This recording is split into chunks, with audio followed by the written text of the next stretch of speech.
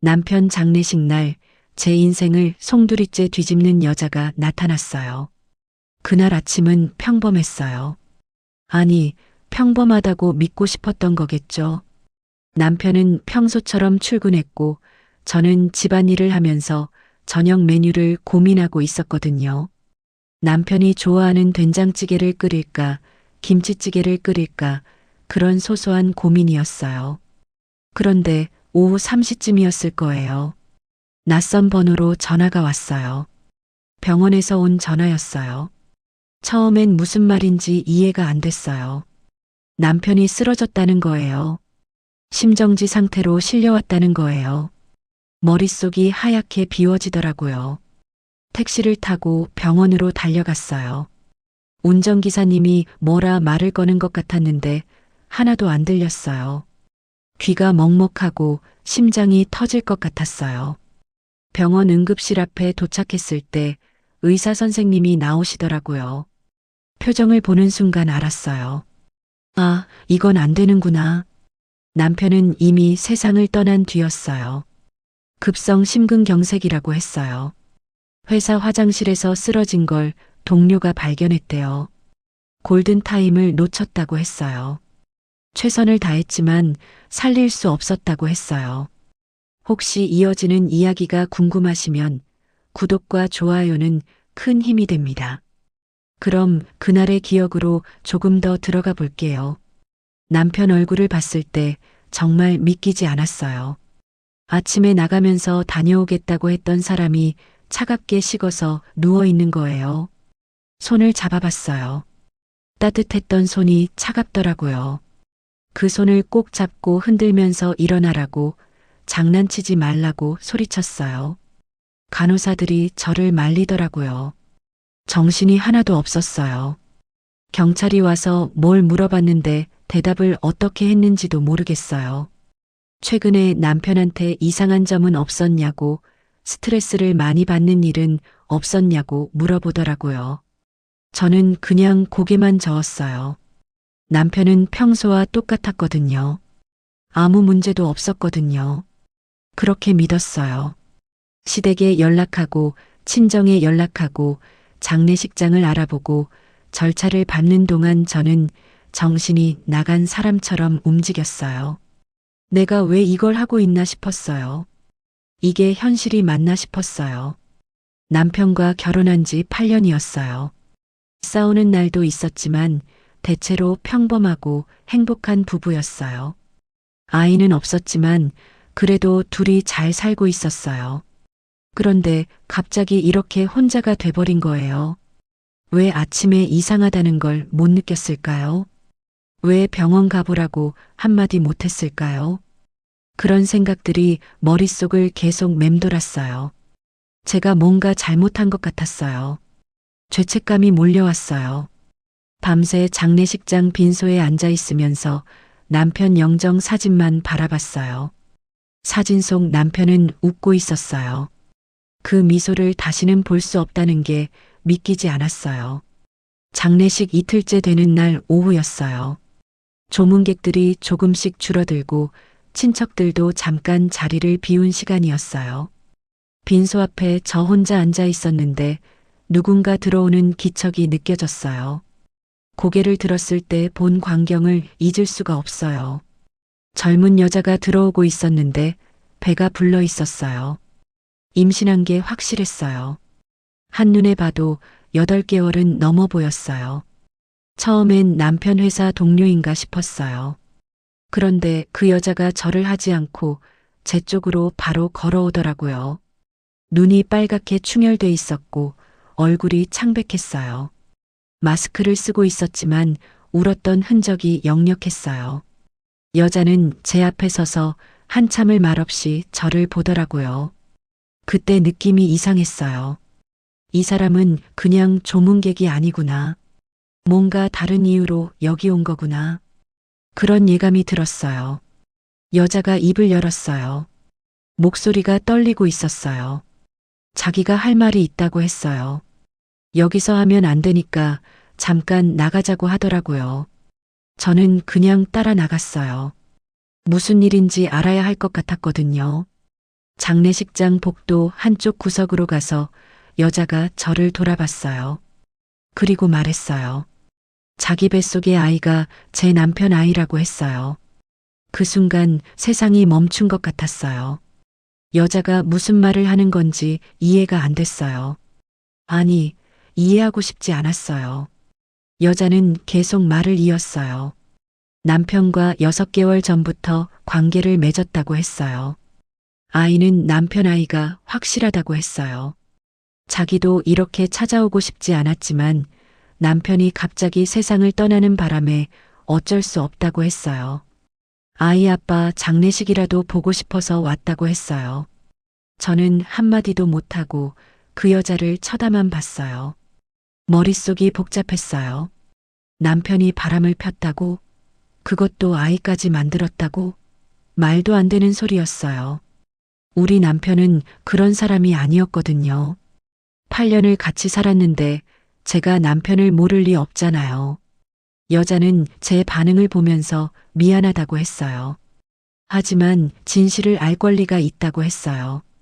그리고는 다시 빈소 쪽으로 걸어가더라고요. 저는 그 자리에 그냥 서 있었어요. 다리에 힘이 안 들어갔어요. 이게 무슨 일인가 싶었어요. 남편이 죽은 것도 모자라서 이런 일까지 생긴 거예요. 복도 저 끝에서 시어머니가 여자를 발견하고 뭐라고 소리치는 게 들렸어요. 친척들이 모여들고 웅성거리는 소리가 들렸어요. 저는 그 소리들을 들으면서 무너져 내렸어요. 시어머니가 그 여자를 장례식장 밖으로 내쫓았어요. 말도 안 되는 소리를 지어낸다고 우리 아들을 모욕하지 말라고 소리를 지르더라고요. 친척들도 다들 말도 안 된다고 했어요. 미친 여자가 장례식장에까지 찾아와서 사람을 괴롭힌다고 했어요. 그런데 이상하게도 저는 그 말들이 위로가 안 됐어요. 다들 제 편을 들어주는데 왠지 마음이 불편했어요. 빈소로 돌아왔을 때 시어머니가 제 손을 잡더라고요. 걱정하지 말라고 했어요. 저런 사기꾼들이 요즘 많다고 했어요. 장례식장 찾아다니면서 돈 뜯어내려는 사람들이 있다고 했어요. 절대 믿지 말라고 했어요. 저도 그러겠다고 대답했어요. 하지만 마음 한구석이 찢어지는 것 같았어요. 정말 그냥 사기꾼이면 좋겠다고 생각했어요. 그런데 여자 눈빛이 자꾸 떠올랐어요. 그 떨리는 목소리가 귓가에 맴돌았어요. 장례를 치르는 사흘 동안 저는 정신을 차릴 수가 없었어요. 조문객들 맞이하고 절 받고 그러는 동안에도 자꾸 그 여자 생각이 났어요. 혹시 진짜면 어떡하지? 남편이 정말 저를 배신한 걸까? 그런 생각들이 머릿속을 떠나지 않았어요. 남편 얼굴을 볼 때마다 물어보고 싶었어요. 이게 사실이냐고. 왜 나한테 말 안 했냐고. 하지만 남편은 영정사진 속에서 그저 웃고만 있었어요. 장례식이 끝나고 집으로 돌아왔을 때 집이 너무 넓어 보였어요.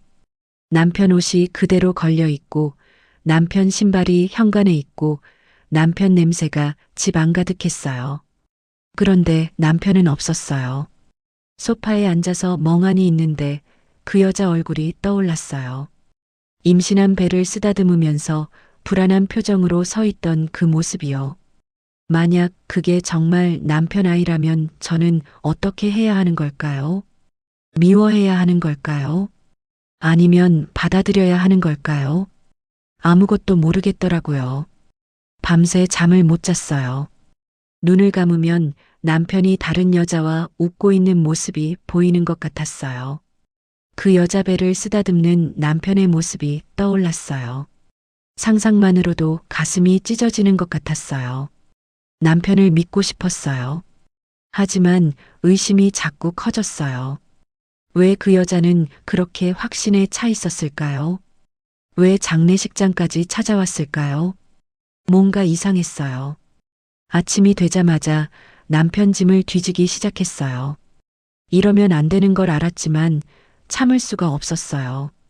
남편 서재부터 뒤졌어요. 책상 서랍을 열고 서류들을 하나하나 확인했어요. 회사 관련 서류, 은행 거래 내역, 보험 서류들이 나왔어요. 별다른 건 없었어요. 그 다음엔 남편 옷장을 뒤졌어요. 주머니를 다 뒤지고 옷 사이사이를 확인했어요. 역시 아무것도 없었어요. 남편 차도 확인했어요. 지하 주차장에 내려가서 차 문을 열었어요. 조수석 서랍, 뒷좌석, 트렁크까지 다 뒤졌어요. 영수증 몇 장이 나왔어요. 주유소 영수증, 편의점 영수증이었어요. 그 중에 카페 영수증이 있었어요. 커피 2잔을 산 기록이었어요. 날짜는 2달 전이었어요. 그날 남편은 혼자 나갔다고 했거든요. 그런데 커피를 2잔 샀어요. 심장이 철렁했어요. 누구랑 만난 걸까요? 그 여자였을까요? 집으로 돌아와서 남편 휴대폰을 찾았어요. 경찰이 돌려준 유품 중에 있었어요. 화면은 깨져 있었지만 다행히 켜졌어요. 비밀번호를 눌렀어요. 제 생일이었거든요. 핸드폰이 열렸어요. 문자부터 확인했어요. 회사 동료들, 친구들 메시지가 대부분이었어요. 그런데 발신자 표시 안 된 번호들이 몇 개 있었어요. 내용은 다 지워져 있었어요. 통화 기록도 확인했어요. 모르는 번호로 여러 번 전화한 기록이 있었어요. 짧게는 1분, 길게는 10분 넘게 통화한 기록도 있었어요. 가슴이 두근거렸어요. 이 번호가 그 여자 번호일까요? 전화를 걸어볼까 생각했지만 용기가 안 났어요. 사진첩도 확인했어요. 저랑 찍은 사진, 친구들과 찍은 사진, 풍경 사진들이 있었어요. 수상한 사진은 없었어요. 하지만 최근 몇 달간 사진이 거의 없더라고요. 남편은 평소에 사진 찍는 걸 좋아했거든요. 그런데 요즘엔 사진을 안 찍었어요. 왜일까요? 뭔가 숨길 게 있었던 걸까요? 남편 회사에도 연락했어요. 남편 짐을 정리하러 가겠다고 했어요. 회사 사람들이 친절하게 맞아줬어요. 남편 자리로 안내해줬어요. 책상 위는 깔끔하게 정리돼 있었어요. 서랍을 열어봤어요. 업무 자료들이 있었어요. 그 중에 메모지 하나가 눈에 띄었어요. 숫자가 몇 개 적혀 있었어요. 전화번호 같았어요. 그 메모지를 주머니에 넣었어요. 나중에 확인해 보려고요. 집으로 돌아오는 길에 그 여자 말이 자꾸 떠올랐어요. 6개월 전부터 만났다고 했죠. 그때부터 남편한테 뭔가 변화가 있었나 생각해 봤어요. 남편은 요즘 피곤해 보였어요. 표정도 어두워 보였어요. 물어보면 그냥 일이 힘들다고만 했어요. 저는 그러려니 했어요. 하지만 지금 생각해 보니 뭔가 더 있었던 것 같았어요. 남편이 저한테 숨긴 게 있었던 걸까요? 그 여자에 대해 알아보기 시작했어요. 장례식장에서 명함을 받았거든요. 아니, 명함이라고 하긴 그렇고 종이에 휴대폰 번호만 적어준 거였어요. 여자 이름도 적혀 있었어요. 인터넷에 이름을 검색해 봤어요. 아무것도 안 나왔어요. 그 번호로 전화를 걸까 말까 고민했어요. 하지만 직접 통화하기엔 아직 준비가 안 됐어요. 남편 친구들한테 물어보기로 했어요. 혹시 남편이 최근에 이상한 사람 만나는 걸 본 적 있냐고 조심스럽게 물어봤어요. 대부분은 모른다고 했어요. 그런데 한 친구가 묘한 말을 하더라고요. 남편이 몇 달 전부터 고민이 있어 보였다고 했어요. 술 마실 때 한숨을 많이 쉬었다고 했어요. 무슨 일이냐고 물어봤는데 남편이 말 안 하더래요. 그냥 힘든 일이 있다고만 했대요. 남편 회사 동료한테도 연락해 봤어요. 남편이 최근에 누구 만나는 거 본 적 있냐고 물었어요. 동료가 한참 생각하더니 1달 전쯤 회사 근처 카페에서 남편이 임신한 여자랑 있는 걸 봤다고 했어요. 심장이 쿵 내려앉았어요. 그게 그 여자였을 거예요. 동료는 그때 남편 표정이 심각해 보였다고 했어요. 여자는 울고 있었대요. 남편이 여자를 진정시키는 것 같았다고 했어요. 더 알아보니까 여자에 대한 이야기들이 조금씩 나오기 시작했어요. 남편 지인 중에 한 명이 그 여자를 안다고 하더라고요. 여자는 몇 년 전에 사업하다가 망했대요. 빚이 꽤 있다는 소문이 있었대요. 주변 사람들과도 연락을 끊고 지냈대요. 그러다가 최근에 임신한 모습으로 나타났다는 거예요. 아이 아빠가 누군지는 아무도 모른다고 했어요. 그 말을 들으니까 의심이 더 커졌어요. 빚이 많은 여자가 남편한테 접근한 걸까요? 남편이 도와줬던 걸까요? 아니면 정말로 둘 사이에 뭔가 있었던 걸까요? 머릿속이 복잡했어요.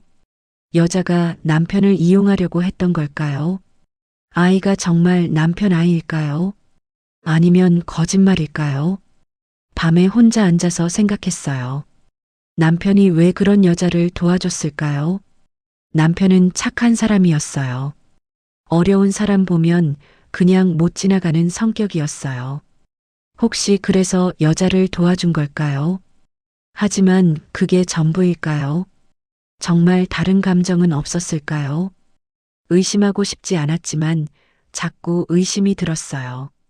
그 여자 번호를 다시 꺼내봤어요. 전화를 걸어야 할 것 같았어요. 진실을 알아야 했어요. 하지만 무서웠어요. 진실이 제가 원하는 게 아니면 어떡하죠? 남편이 정말 저를 배신했다는 걸 알게 되면 어떡하죠? 견딜 수 있을까요? 남편 책상 서랍을 다시 뒤지다가 작은 수첩을 발견했어요. 서랍 제일 안쪽에 숨겨져 있었어요. 수첩을 펼쳤을 때 심장이 빠르게 뛰기 시작했어요. 남편 필체로 날짜와 간단한 메모들이 적혀 있었어요. 최근 6개월간의 기록이었어요. 메모 내용은 이해하기 어려웠어요. 장소 이름, 시간, 금액들이 적혀 있었어요. 그리고 가끔 문장으로 된 메모도 있었어요. 어떤 날짜에는 이렇게 적혀 있었어요. 오늘도 전화가 왔다고, 협박이 심해지고 있다고, 다른 날짜에는 돈을 보냈다고 적혀 있었어요. 금액이 적지 않았어요. 또 다른 날엔 걱정된다는 말이 적혀 있었어요. 그녀를 어떻게 도와줘야 할지 모르겠다고 적혀 있었어요. 수첩을 읽으면서 눈물이 났어요. 남편이 뭔가 큰 어려움에 처해 있었던 거예요. 그런데 저한텐 아무 말도 안 했어요. 은행 거래 내역을 다시 자세히 봤어요. 최근 몇 달간 큰 금액이 빠져나간 기록이 여러 번 있었어요. 처음엔 눈치채지 못했어요. 하지만 수첩을 보고 나니까 보이더라고요. 남편이 누군가한테 돈을 계속 보내고 있었던 거예요. 그게 그 여자였을까요? 아니면 그 여자를 협박하던 누군가였을까요? 남편 이메일도 확인해 봤어요. 비밀번호를 알고 있었거든요. 받은 편지함을 뒤졌어요. 스팸 메일이 대부분이었어요. 그런데 한 달 전쯤 받은 메일 중에 수상한 게 있었어요. 발신자는 이름이 아니라 숫자와 영문이 섞인 이상한 주소였어요. 메일 내용은 간단했어요. 약속을 지키지 않으면 후회할 거라는 내용이었어요. 남편이 그 메일에 답장한 흔적은 없었어요. 하지만 메일을 삭제하지도 않았어요. 집 안 곳곳을 뒤지면서 더 많은 흔적을 찾았어요. 남편이 최근에 변호사 사무실에 다녀온 기록이 있었어요. 무슨 상담을 받은 걸까요? 병원 진료 기록도 있었어요. 내과였어요. 스트레스성 위염 진단을 받았더라고요. 수면제 처방도 받았어요. 남편이 잠을 못 잤던 거예요. 옆에서 자는 저는 몰랐어요. 남편이 얼마나 힘들었을까요? 왜 저한테 말하지 않았을까요? 밤늦게 남편 친한 형이한테 전화했어요. 남편이 최근에 형한테 뭐 얘기한 거 없냐고 물었어요. 형이 한참 망설이다가 말하더라고요. 한 달 전쯤 남편이 전화해서 만나자고 했대요. 만나서 술을 마셨는데 남편이 많이 힘들어 보였대요. 누군가를 도와주고 있는데 그게 쉽지 않다고 했대요. 하지만 자세한 내용은 말 안 하더래요. 그냥 제발 아무한테도 말하지 말라고만 했대요. 특히 저한테는 절대 말하지 말라고 했대요. 그 말을 듣고 가슴이 무너졌어요. 남편이 저를 지키려고 혼자 힘든 걸 감당했던 거예요. 그 여자를 도와주면서 협박까지 받았던 거예요. 그런데 왜 저한텐 말 안 했을까요? 저라도 함께 고민했으면 좋았을 텐데. 혼자서 다 감당하려고 했던 거예요. 소파에 앉아서 한참을 울었어요. 남편이 보고 싶었어요. 남편한테 미안했어요. 장례식이 끝나고 일주일쯤 지났을 때였어요. 남편 회사 상사가 집으로 찾아왔어요. 남편이 맡긴 게 있다면서 봉투를 건네주더라고요. 만약 자기한테 무슨 일이 생기면 이걸 아내한테 전해달라고 했대요. 상사도 이상하다고 생각했지만 남편이 워낙 진지해서 받아뒀다고 했어요. 봉투를 받고 손이 떨렸어요. 이게 뭘까요? 남편이 저한테 남긴 마지막 말일까요? 상사가 돌아간 후 봉투를 열었어요. 안에 USB 하나가 들어 있었어요. 컴퓨터에 USB를 꽂았어요. 파일이 하나 있었어요. 음성 파일이었어요. 재생 버튼을 눌렀어요. 남편 목소리가 흘러나왔어요. 남편 목소리를 듣는 순간 눈물이 왈칵 쏟아졌어요. 남편은 차분한 목소리로 말하고 있었어요. 이 녹음을 듣고 있다면 자기한테 무슨 일이 생긴 거라고 했어요. 정말 미안하다고 했어요. 설명할 게 많지만 시간이 없다고 했어요. 한 가지만 알아달라고 했어요. 자기가 하는 모든 행동은 저를 지키기 위한 거라고 했어요. 절대 오해하지 말아달라고 했어요. 자기가 사랑하는 사람은 처음부터 끝까지 저 하나뿐이라고 했어요.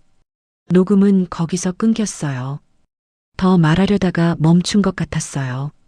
저는 그 짧은 녹음을 몇 번이고 다시 들었어요. 남편 목소리를 듣고 싶었어요.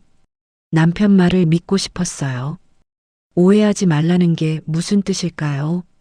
그 여자와의 관계가 제가 생각하는 게 아니라는 뜻일까요? 그럼 진짜는 뭘까요? 며칠 동안 그 녹음만 듣고 있었어요. 남편 목소리를 들으면 마음이 조금 안정됐어요. 하지만 동시에 더 혼란스러웠어요. 남편이 무슨 일에 휘말렸던 걸까요? 왜 저를 지킨다고 한 걸까요? 무엇으로부터 지킨다는 걸까요? 알 수 없었어요. 그 여자한테 연락해야 한다고 생각했어요. 이제는 피할 수 없었어요. 진실을 알아야 했어요. 남편이 정말 무슨 일을 겪었는지 알아야 했어요. 휴대폰을 들고 그 여자 번호를 눌렀어요. 신호음이 울렸어요. 세 번째 신호음에 여자가 전화를 받았어요. 여자 목소리는 지쳐 있었어요. 전화 기다리고 있었다고 했어요. 만나서 얘기하고 싶다고 했어요. 저도 그러고 싶었어요. 다음 날 카페에서 만나기로 했어요. 밤새 잠을 못 잤어요. 내일 무슨 말을 들을지 두려웠어요. 하지만 알아야 했어요. 카페에 먼저 도착해서 기다렸어요. 여자가 들어왔어요. 장례식 때보다 더 수척해 보였어요. 배는 여전히 불러 있었어요. 여자가 제 앞에 앉더니 한참 말을 못 하더라고요. 그러다가 울기 시작했어요.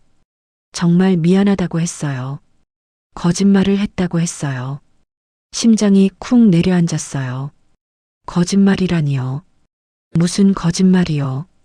여자는 눈물을 닦으면서 말했어요. 뱃속의 아이는 남편 아이가 아니라고 했어요. 장례식 때 한 말은 거짓이라고 했어요. 하지만 거짓말을 할 수밖에 없었다고 했어요. 여자가 이야기를 시작했어요. 여자는 몇 년 전에 사업을 하다가 실패했대요. 빚이 많이 생겼대요. 그런데 그 빚을 빌려준 사람들이 보통 사람들이 아니었대요. 무서운 사람들이었대요. 여자는 도망 다니면서 살았대요. 그러다가 임신을 했대요.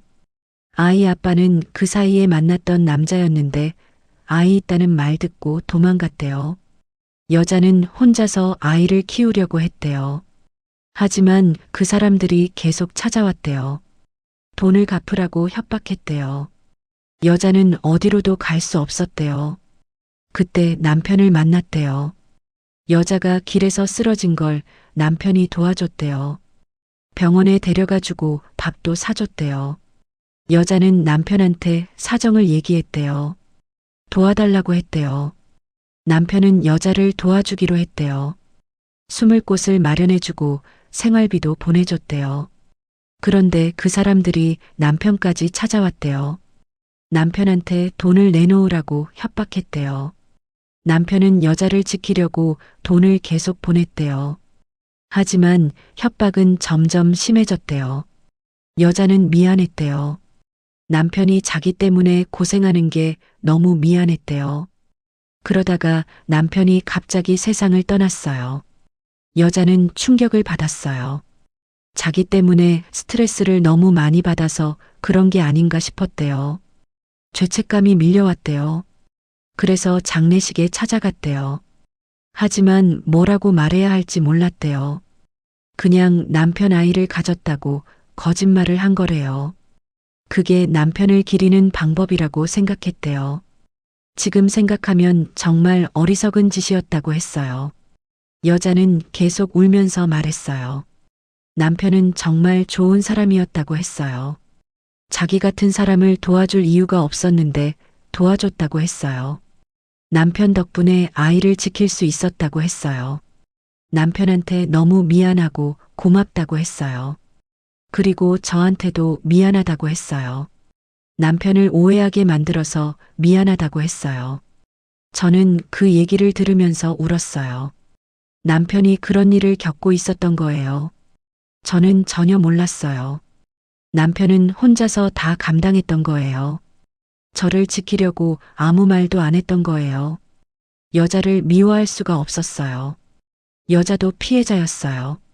남편은 그저 착한 사람이었을 뿐이었어요. 여자와 헤어진 후 집으로 돌아왔어요. 머릿속이 복잡했어요. 남편이 선한 일을 했다는 걸 알게 돼서 안심이 되면서도 뭔가 석연치 않았어요. 남편이 왜 죽었을까요? 정말 심근경색이 원인일까요? 협박하던 사람들과 관련이 있는 건 아닐까요? 의심이 들기 시작했어요. 남편 수첩을 다시 꺼내봤어요. 마지막 페이지를 보는데 눈에 띄는 게 있었어요. 남편이 죽기 사흘 전에 쓴 메모였어요. 내용은 간단했어요. 오늘 만나기로 했다고 적혀 있었어요. 장소와 시간도 적혀 있었어요. 그리고 마지막에 이렇게 적혀 있었어요. 이제 끝낼 수 있을 것 같다고. 그녀를 안전하게 지킬 수 있을 것 같다고. 심장이 빠르게 뛰었어요. 남편이 죽기 전에 누군가를 만났던 거예요. 그 사람들을 만난 걸까요? 뭔가 협상을 하려고 했던 걸까요? 경찰 보고서를 다시 꺼내봤어요. 남편이 쓰러진 시간과 장소를 확인했어요. 회사 화장실이 아니었어요. 회사 근처 공원이었어요. 회사 동료가 발견했다고 했는데 왜 공원에 있었을까요? 회사에 전화했어요. 남편을 발견한 동료와 통화하고 싶다고 했어요. 동료가 전화를 받았어요. 그날 상황을 자세히 물어봤어요. 동료는 점심시간에 공원을 산책하다가 남편이 벤치에 쓰러져 있는 걸 발견했대요. 주변에 다른 사람은 없었냐고 물었어요. 동료가 생각해 보더니 말하더라고요. 공원 입구에 검은 차가 한 대 서 있었는데 자기가 다가가니까 급하게 떠나더래요. 이상하다고 생각했지만 사람 살리는 게 급해서 신경 안 썼대요. 온몸에 소름이 돋았어요. 남편이 그 사람들을 만났던 거예요. 그리고 그 자리에서 쓰러진 거예요. 우연일까요? 아니면 더 이상 생각하고 싶지 않았어요. 하지만 진실을 알아야 했어요. 경찰에 전화했어요. 남편 사건을 다시 조사해달라고 했어요. 수상한 점이 있다고 했어요.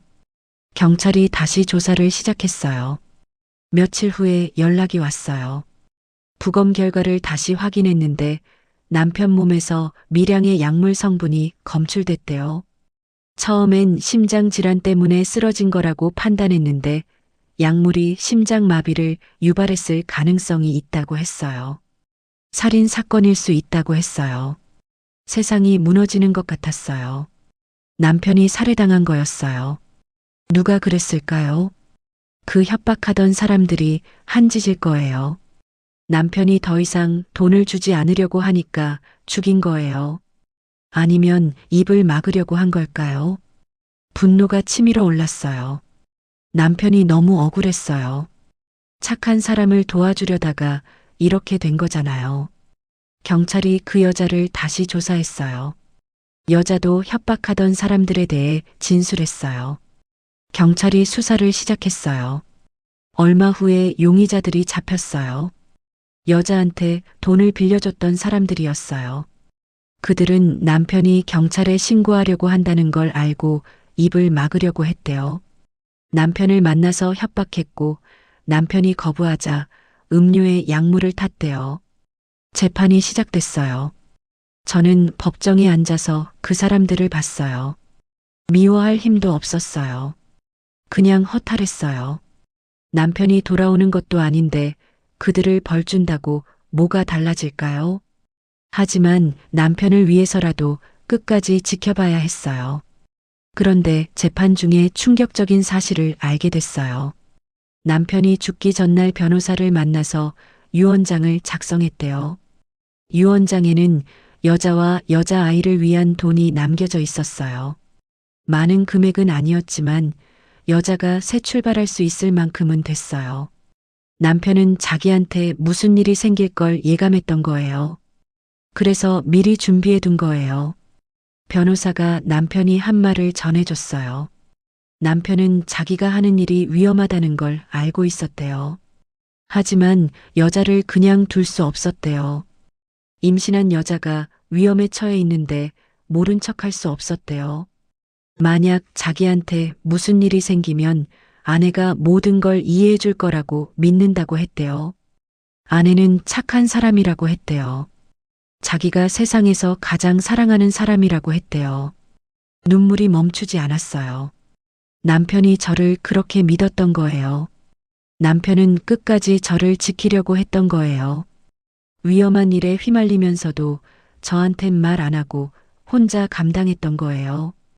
그리고 마지막까지 저를 사랑했던 거예요. 재판이 끝나고 몇 달이 지났어요. 계절이 바뀌고 있었어요. 그 여자한테서 연락이 왔어요. 아이를 낳았다고 했어요. 건강한 아들이라고 했어요. 꼭 보여주고 싶다고 했어요. 여자가 사는 곳으로 찾아갔어요. 작은 원룸이었어요. 여자는 훨씬 건강해 보였어요. 아기를 안고 있었어요. 정말 예쁜 아기였어요. 여자가 아기를 제 품에 안겨줬어요. 아기가 눈을 뜨고 저를 봤어요. 작은 손을 움직이며 웃는 것 같았어요. 여자가 말했어요. 이 아이 이름을 남편 이름에서 한 글자를 따서 지었다고 했어요. 남편이 없었으면 이 아이도 없었을 거라고 했어요. 남편 덕분에 새 삶을 살 수 있게 됐다고 했어요. 평생 잊지 않을 거라고 했어요. 그리고 저한테도 고맙다고 했어요. 남편을 이해해줘서 고맙다고 했어요. 저는 아기를 보면서 생각했어요. 남편이 목숨을 걸고 지킨 생명이 이렇게 건강하게 자라고 있구나. 남편의 선택이 헛되지 않았구나. 남편은 돈이나 명예를 남긴 게 아니었어요. 한 사람의 삶을 구했어요. 한 생명을 지켰어요. 그게 남편이 남긴 가장 큰 유산이었어요. 집으로 돌아오는 길에 남편 사진을 봤어요. 웃고 있는 남편 얼굴이 예전보다 더 따뜻해 보였어요. 남편은 영웅이 아니었어요. 그냥 평범한 사람이었어요.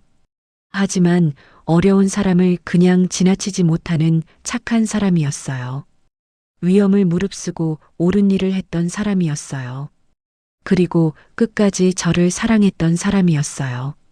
요즘은 남편 사진 앞에 앉아서 이야기를 해요. 오늘 있었던 일들을 얘기해요.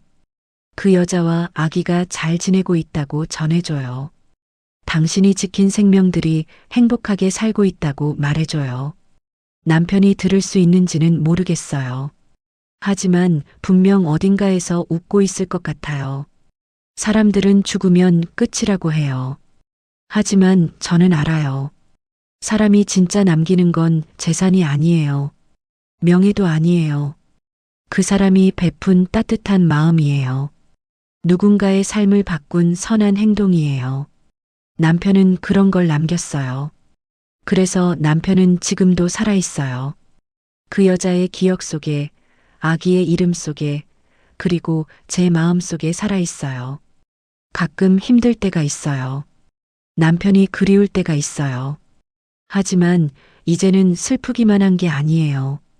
자랑스러워요. 제 남편이 그런 사람이었다는 게 자랑스러워요. 그런 사람을 사랑했다는 게 자랑스러워요. 그리고 남편이 저를 믿어줬다는 게 감사해요.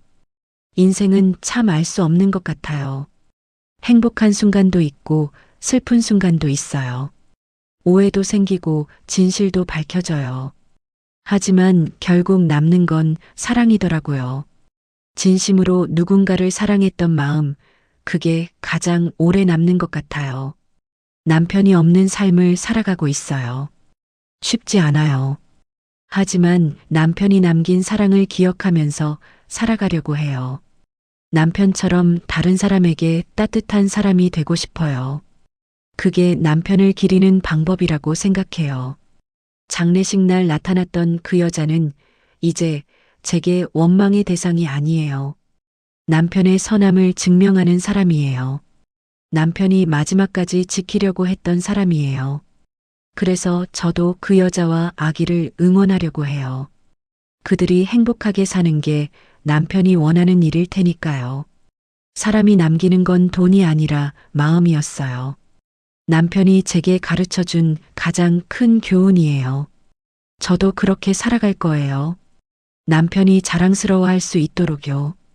기억의 끝자락 이야기가 마음에 닿았다면 구독과 좋아요 부탁드립니다. 다음엔 또 다른 이야기로 찾아뵙겠습니다.